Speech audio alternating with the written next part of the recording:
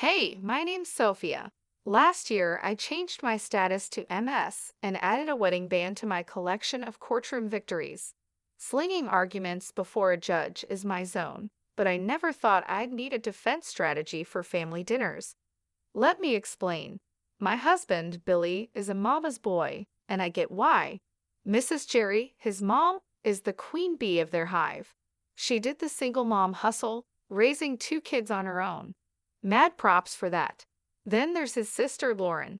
She thinks she's the center of the universe. I remember the first time I walked into their place. Billy had his arm around me like I was a trophy. The living room was like a shrine, with photos of Billy and Lauren everywhere. It felt cozy, but also like I was stepping onto a movie set where they'd been playing house for years. Suddenly, I was the unexpected guest. Mrs. Jerry greeted me with a tight-lipped smile, the kind that says, "I'm smiling because I have to, but I'd rather be scrubbing the bathroom grout with your toothbrush." She wore one of those floral dresses that screamed, "I'm the matriarch." "Sophia, dear, Billy's told us so much about you," she said, sizing me up like a car she's not sure she wants to buy. "Yeah, I've been looking forward to meeting the famous Mrs. Jerry. Billy's mom has done nothing but sing your praises," I said, trying to warm up the room. "Oh, how sweet," Lauren chimed in. She'd been eyeing me like a hawk since I walked in. "Tell us, Sophia, how's the lawyer life? I picture you in court like on TV, making bank. So, how much do you actually make?" I almost choked. Who asks that right away? I laughed because what else could I do? "Ah, trade secret and all that," I shot back without missing a beat. Mrs. Jerry picked up the conversation like it was a relay race. "But surely you can give us a ballpark figure for family." Billy shot me a look that said, "Please don't be mad," but I kept my cool. "If I had $1 for every time someone asked me that, I have enough to change the subject." I tried to smile in a friendly way. Mrs. Jerry snorted. "Yeah," she snorted. "Well, it's no secret what a teacher earns, right, Billy?" she asked. Billy sighed. "Mom, let's not do this now." "Right, right," she said, waving her hand like she was dismissing a servant. "Anyway, you'll be like family now. Sharing is caring and all that." I glanced at Billy. He had his help me face on. I knew then I wasn't just marrying Billy. I was joining some kind of domestic Cold War. A couple of weeks later, I was standing in our kitchen, wearing an apron and cooking Mrs. Jerry's famous chili recipe. Mrs. Jerry and Lauren had this habit of dropping by unannounced like they forgot it wasn't their house. "Your chili needs more heat," Mrs. Jerry said, poking at the ladle, "and less salt. Watch your husband's blood pressure." "Got it," I replied, but inside I was rolling my eyes so hard I could see my brain. Lauren was there too, leaning back on a stool like she was royalty. "You see this spot, Sophia. Cleanliness is next to godliness, isn't it, Mom?" Lauren said. Mrs. Jerry nodded like it was the gospel, and Lauren was mentally high-fiving herself. "Funny, I cleaned this place this morning," I said, wiping the spot off the counter. "Must have missed that one." Billy was in the other room, clueless, probably deep in some video game or sports stats. I decided it was time to fill him in on the home invasions. I poked my head in where he was slouched on the couch. "Hey, you got a sec?" "What's up, babe?" Billy flicked his eyes up for a moment, afraid he might miss a crucial play. "Your mom and Lauren, they come in, take over, and nitpick everything I do. It's like they're looking for stuff to complain about," I said. "Ah, Sophia, they mean well? They're just—" Billy scratched his head. "I'll talk to them. They'll chill out." Back in the kitchen, it felt like the final round of a cook-off where I was the only contestant and the judges were out for blood. "So, Sophia, when's dinner?" "Billy must be starving," Lauren said, glancing at me like I was the help. "Whenever the chili decides it's ready," I replied. I respond, but I keep my voice light. It's a tricky situation. Dinner lands on the table, and I scan their faces. Mrs. Jerry stirs her food around, inspecting every bean like it holds the secret to the universe. Bit different from how I make it, Mrs. Jerry finally says. That's code for nice try, but you're no match for me. Billy dives in though. Bless him. Babe, this is awesome. Right, Ma? Lauren mutters, sure, and Mrs. Jerry just shrugs like she's agreeing with the worst food critic. After they leave, Billy is slapping his belly saying it's all good. I watch the door shut behind them, feeling tiny like I'm losing at a game I didn't sign up to play. The next time they pop over, it's the same old tune, like nothing changed. I must have been dreaming to think a few words from Billy might turn the tide. Still, I asked him to talk to his mother about boundaries. I thought getting married was the hard part. Fitting into Billy's family is the real challenge. They've got their own idea of family, and I'm not in it yet. If this is what married life is like, count me out of the honeymoon phase. It was one of those days where the clock seemed to tick slower than syrup drips from a bottle. That's when my phone decided to ring. Glancing at the caller ID, my heart sank. It was Mrs. Jerry again. Sophia. Her voice was stern, and it did nothing for my headache. You think you can just snatch Billy away from us, huh? Her words stung like vinegar on a paper cut. I glanced over at Billy, hoping he'd at least flinch at his mother's tone. Nothing. He's glued to the TV screen, a statue with a heartbeat. Mrs. Jerry, it's not like that. We're just trying to set up some boundaries, I said, my voice thin. Boundaries, she fumed. That's just a fancy word for shutting us out. You can't do that to us, to me. He's my son. I blinked back frustration. Billy was still silent, looking like someone shrunk his spine in the wash. Listen, it's normal for married folks to want their own space. I tried to keep the edge out of my tone. Space. He's never needed space before you came, she retorted sharply. Each word chipped away at my patience. That's when Billy decided to speak up, but not to back me up. No, Mom, everything's okay. Sophie is not, she's not being unreasonable, I guess, he said, but his voice was like wet cardboard. Billy, I just can't believe this. First, Lauren tells me Sophia is making a fuss over our visits, and now this. Mrs. Jerry sounded hurt, and Billy jumped on that. Lauren said that. Billy turned to me, eyebrows raised, as if I was the one causing trouble.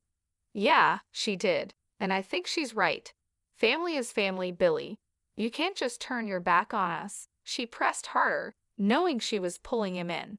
I saw my husband, the man I loved, deflate like a balloon 3 days after a party. The call ended with promises of another family meeting that felt more like a summit to discuss the terms of my surrender. After the call, it was as if nothing had happened. Billy settled back on the couch, resuming his championship in channel surfing. Mrs. Jerry continued her visits, each one a master class in thinly veiled jabs. And Lauren. She might as well have been a puppet master, always getting Billy's ear whenever she pleased. When word got back to me that Lauren was bad-mouthing me all over town, my blood boiled for a second, but I didn't let it get the best of me. I knew I had to handle this the right way. I waited for the right moment to deal with Lauren directly, and that moment came sooner than I thought. I found Lauren at the market on a Sunday morning, filling her basket with groceries. She didn't see me at first, but I walked right up to her, steady and strong. Lauren, I said. She looked up and rolled her eyes. What do you want, Sophia? We need to talk. It's about the stories you've been spreading. She snorted loudly, a smirk spreading across her face. Stories. I don't know what you're talking about. The rumors, Lauren. About me. Teresa's bossy, Teresa's this and that. Cut it out. She laughed, tossing an apple up and down in her hand. And what are you going to do if I don't? You think you can boss me around? I kept my cool. Listen, spreading lies isn't just mean, it's slander, and I won't stand for it. Lauren laughed again, louder this time. You're going to sue me. Get real, Sophia. You aren't got the stomach for that.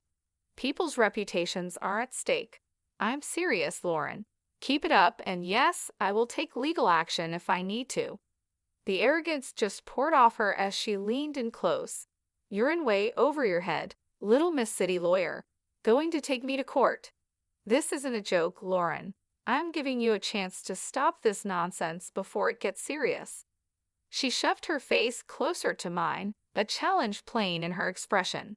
"Bring it on, Sophia. Do your worst." With that, she spun on her heel, almost knocking over a display of canned beans, and left me standing there. Her laughter echoed through the aisle long after she was gone. I walked back home slower than usual, thinking everything over. Later that day, when my husband came back, I told him what happened. He was in the middle of taking his boots off, and he froze, one boot off, the other still on. "You did what now?" he asked. I told Lauren off. I threatened her with legal action if she doesn't stop spreading rumors. His face went red, then white. "You couldn't just let it go. Why did you have to stir the pot, Sophia?" I straightened up. "Because it's not right, and I won't be walked over. Not by her, not by anyone." We were silent for a while, both lost in our thoughts. It was clear this was more than a little family squabble. It was a line drawn in the sand, and I had to stand my ground. He just stood there with that same lost puppy look that's becoming permanent on his face. I threw myself onto the couch, fuming. The gossip might calm down for now, but Lauren is the kind of weed that keeps sprouting up. No telling when she'll start yapping again. And Billy? God knows if he'll ever find the guts to stand up to them. Right now, I just need to cool off and figure out my next move in this messy game they're all too eager to play. The whole mess with Lauren had me weighing my options like a pros and cons list in my head.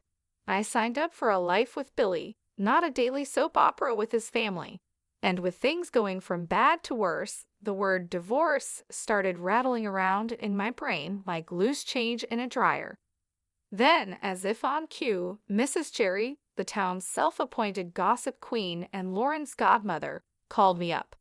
"Sophia dear," she chirped like a bird that spotted a worm, "we're throwing a little party for Lauren's engagement. It's happening at Giuseppina's next week. We'd love to see you there." The tone of her voice was all fake niceness, the kind that practically screams, "I dare you to show up."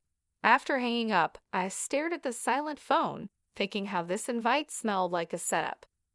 Billy was already on edge, and now this. I couldn't help but blurt out to him, "Guess who's got plans for us next week?" He was sitting at the kitchen table, his forehead creased like he was trying to iron out a thought. "Who's scheming now?" "Your sister's engagement party," I said. I say it straight out. We're invited, courtesy of Mrs. Jerry. Billy's face goes a shade paler, the crease deepening. "Oh hell." "Yeah, oh hell sounds about right. So what's the plan here, Billy? We going to roll over and play nice or what?" He's quiet for too long, and I'm not having it. "Come on, spit it out." Billy finally looks up, his eyes serious. "Sophia, it's family. I think we should go." I cross my arms, feeling the heat rise up my neck. "And let Lauren have a field day. I'm not their punching bag." He throws his hands up, a bit too dramatically. "What do you want me to say? That's my sister Sophia." I lean in, my hands flat on the table. "And I'm your wife.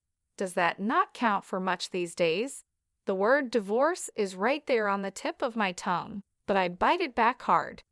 Billy runs his hand through his hair, making it stand up like he's just had an electric shock. "Of course it counts. Look, I'm stuck between a rock and a hard place here. I'm a heartbeat away from losing my cool." "Well, guess what, sweetheart, so am I. I married you, not your constant need to please your family at my expense." Billy stands up, walks over, and takes my hands. They felt rough, all work and worry. "Sophia, I love you. I do, and I hate that it's come to this. Let's not go to the party. You and me, we're a team, right?" It struck me then that this was the first time in a long while he picked me over them without flinching. It felt like finding an oasis in the middle of the desert. That night, the thought of divorce quietly tucked itself away. Not gone, but sleeping like a dog with one eye always open. but it was enough for me to catch my breath, to maybe believe that we could find some solid ground again. Giuseppe's was hopping when we showed up, walls throbbing with too loud laughter and clinking glasses. I spotted Mrs. Jerry right away, sitting Queen Bee style at the biggest table with that I rule the world look. There was Billy's sister Lauren, all grins like she won the lottery, and her guy Andrew, a deer in headlights type trying to smile. His folks were with them too, stiff and awkward like they wandered into the wrong movie theater. Mrs. Jerry zeroed in on me the second we stepped in. "Sophia," she oozed, like I was a 6-year-old not playing nice, "you'll be taking care of the bill tonight, right? To show you're one of us." I nearly spit out my drink. "What? Why me?" The table's all ears now, and the air's thick with that, "Oh, this is going to be good" vibe. Mrs. Jerry stretches her smile. "Tradition, sweetheart. The newest family member always shows their commitment." My jaw clamps shut so fast I'm surprised I don't chip a tooth. Commitment. That sounds a whole lot like a shakedown. Everyone's perked up like they're hearing a whistle. And there she goes, Mrs. Jerry puffing up like I slapped her. "Excuse me, that's uncalled for." Billy leans in, his voice barely more than a whisper. "Just do it, Sophia. It's not a big deal." "A big deal," I whisper back, my voice turning to a snarl. "No thanks, I aren't no one's piggy bank." He's hissing now, real quiet but clear. "Pay the damn bill, Sophia, or we're through. I mean it." My laugh is as sharp as a snapped wire. "You're not serious." He's all stone face and tight mouth. "You think I'm playing?" I stare him down. "Divorce over this?" He's all, "Family first, Sophia." I'm shaking my head. And where do I fit, huh?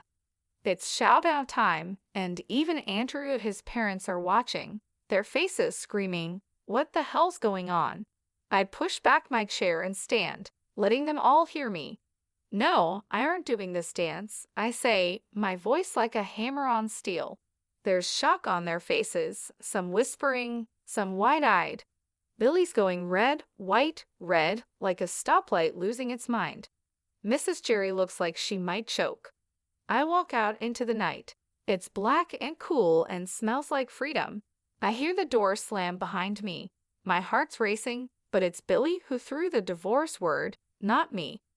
The bar was nothing special, just another hole in the wall with dim lights and the smell of old beer. I had barely settled with a glass of something strong when my phone rang. It was Billy, and for a moment I considered not answering, but I did. "Sophia, listen, I'm sorry. I didn't mean to say divorce." Billy's voice was rushed and apologetic. Before I could even think of a response, Lauren's voice blasted through. "You've ruined my engagement dinner. You selfish." The phone must have changed hands so fast my head spun. I could practically hear the venom in her voice.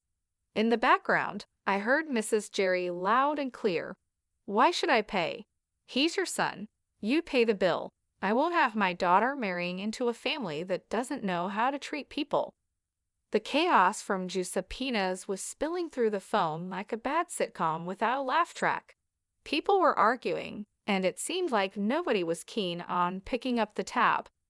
I pushed away from the bar, my anger giving me a clear, calm voice. "Lauren, chill out. Your mom's the one making a scene, not me." "Sophia, hang up," Billy said, his voice a faint whisper behind his sister's ranting. "No, she needs to." Lauren kept going, but I wasn't about to play this game. I ended the call. The screen showed a string of missed calls and texts that I swiped away. They were probably all about the same thing. Guilt and blame, the usual. I looked at the bartender. "Another one, please." He nodded, pouring another shot without a word. Silence settled around me, except for the low murmur from the regulars scattered around. I tried to collect my thoughts. My phone screen lit up again, showing Billy's name. The guy just didn't know when to quit. I flipped the phone face down, letting it go to voicemail. It was futile to talk when the whole crew was going off the rails back there. A few drinks later, the door to the bar creaked open, and in came a chill gust of evening air, but I didn't look up. It didn't matter who was coming and going. I thought about what had just happened and what it all meant. Here I was, sitting in a bar because my in-laws decided I was the bank, and instead of understanding, my supposed partner turned it into an ultimatum. I finally picked up my phone and typed out a text. Billy, we're done. Lauren can think what she wants, and your mom can deal with her own damn bills. I won't be part of this circus anymore. Just as I hit send, the phone rang again. This time, I shut it off. I was tired of the arguing, the demands, and above all, tired of feeling like I was alone in a partnership that was supposed to have my back.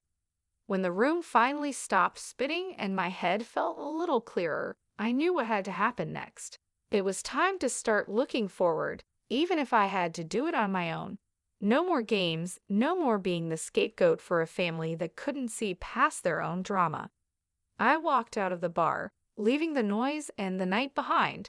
The air was getting colder, and the city lights were starting to blur into the coming darkness. The road ahead was uncertain, but for the first time in a long while, it was mine to take. What a mess that last evening was!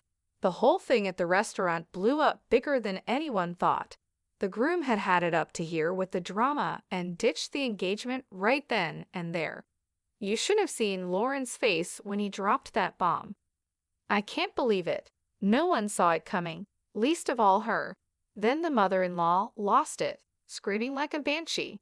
She was causing such a scene that the groom's family looked ready to call 911. She was yelling about disrespect and no consideration. It was pure chaos, like one of those trashy daytime shows where chairs start flying. Meanwhile, I was done. I filed for divorce and cut off all contact. I ignored Billy's calls and deleted his messages. The last I heard, he, his sister, and my former mother-in-law from hell are all holed up in the same house, probably driving each other crazy. As for me, it felt like I finally stopped holding my breath after years underwater. Life's simpler now, but that evening is still the talk whenever I bump into people from the old circle. It gets old, you know. So, here's the update for anyone who still cares. I'm living my best, most peaceful life. I'm sitting in my usual spot at the cafe down the street from my place, the one where the coffee is strong and no one asks too many questions. The barista gives me a nod. The usual? He asks, like he's asking if the sky is up. Yep, I say.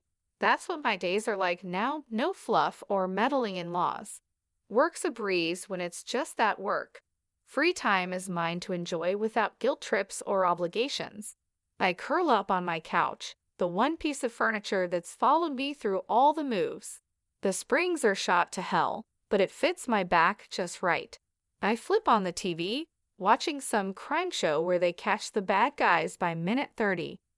The peace is what gets me, not eerie or lonely, just peace. Breathe in, breathe out. No more walking on eggshells or cleaning up family feuds. This is living. When I hit the pillow each night, it's with a sense of accomplishment. No pat on the back needed. I know my worth, and finally, I'm living like it.